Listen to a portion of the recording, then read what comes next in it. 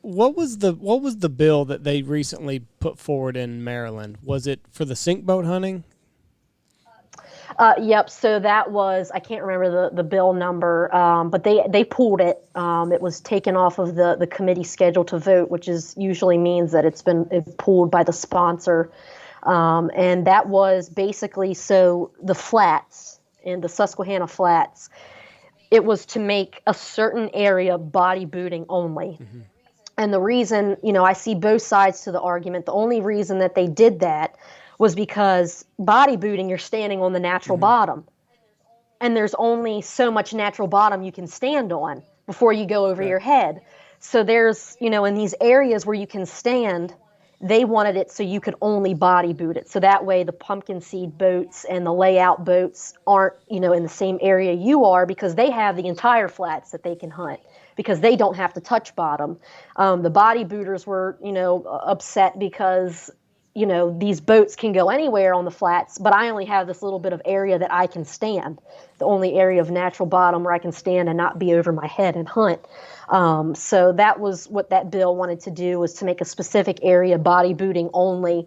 But, they, as you saw, probably there was petitions that people were signing from all over the country. So that didn't work out this year. I mean, just from the way that you've explained it, they were looking out for the body booter.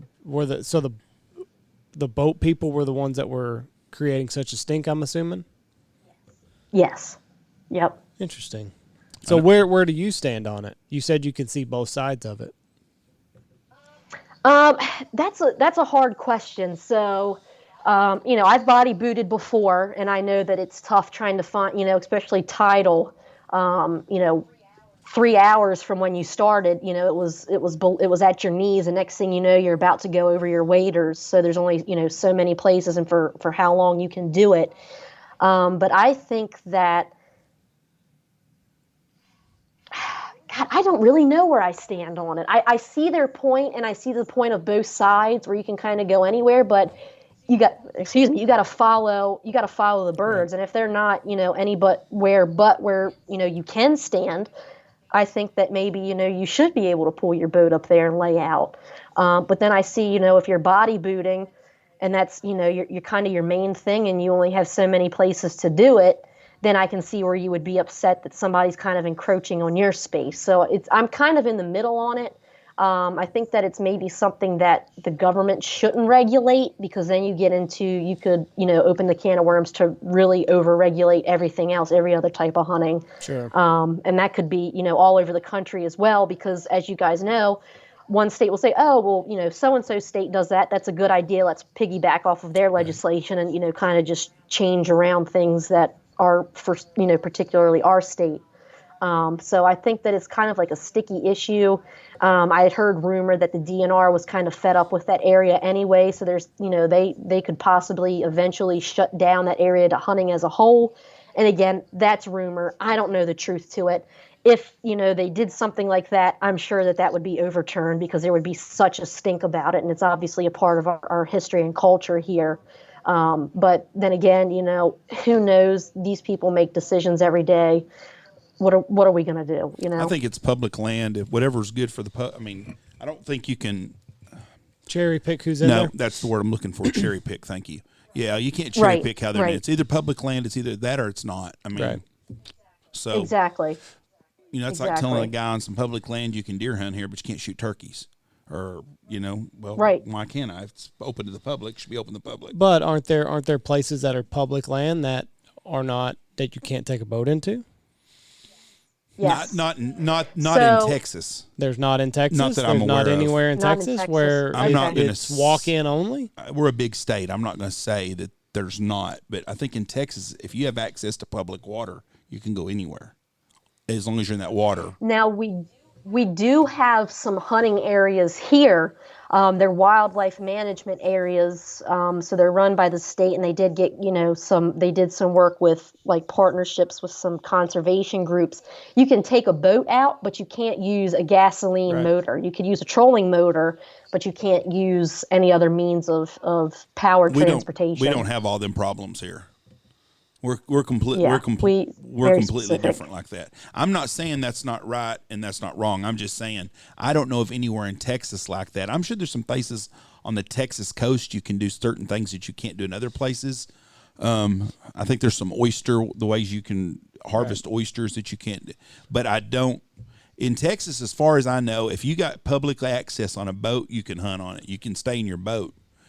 And so I just think you're opening up a can of worms on that deal. Here's where I stand. And I've not researched this, so I'm kind of talking out of my ass here, and I'm going off of what you've told me. I think you got to look at the numbers on how many people body boot and all that shit. And if it's not very many people and they're in the minority, then listen, I'm sorry, but we're just going to keep doing it the way that we've been doing it. I've never heard of the term body boot until this thing. Ever. Well, you're just not worried. Yep. So that's the old school, I was going to say Habitat Flats. That's not what I'm saying here. The Susquehanna Flats. That's really where it was kind of born, at least of my knowledge. And I may not be the most educated on it, which maybe I should be. But then you say, okay, well, you can't. If the bill did pass and you were only allowed to body boot in these certain areas, then the body booting numbers are going to come up, because if there's a will, there's a way. And if these people want to hunt the ducks, then you have 20 body booting rigs next to each other, and you're pulling each other's birds, and you might have birds working, and the group next to you might have birds working, and then you shoot, and then you flare their birds. Yeah. And I think that it would just kind of be a mess, especially if it's in a designated area. It might be a little tight. And body booting, you usually are hunting with a hell of a lot of decoys because you need mass. So it would require a lot of space. So what do? You just stand out there, and then as the tide comes up, just pray that it doesn't go over your chest? Yeah, you gotta, navigating the Chesapeake Bay is very complicated. A lot of people die out there, because of that, because it's so unpredictable. But, you usually want to go when the tide, when the times that I've done it, the people I've been with, you want to go when the tide is low, not only for your sake, so you're not about to wash away, but it's easier for the birds to access the grasses, that they're eating. And you kind of got to know how high it does get. I've had it before where we kind of had to pack up and go because I'm short. I'm only 5'5". It was like right to my wader line, and I was getting a little nervous. And then, everybody else, the tide was coming in pretty good. So you stand there and you do pray that it doesn't go over, and you want to have your boat close so that if the tide starts coming in super fast, that you can pick up, get out of the water and then use your boat to pick up your decoys. I'm so thankful that we don't have a whole lot of water to hunt here, because it scares me. That is not how I want to go out in this world. I do not want to go out drowning or getting burned up in a fire. Those are the two. If I can avoid those two, I'll be good. So I don't know that I could. I don't know that I could body boot.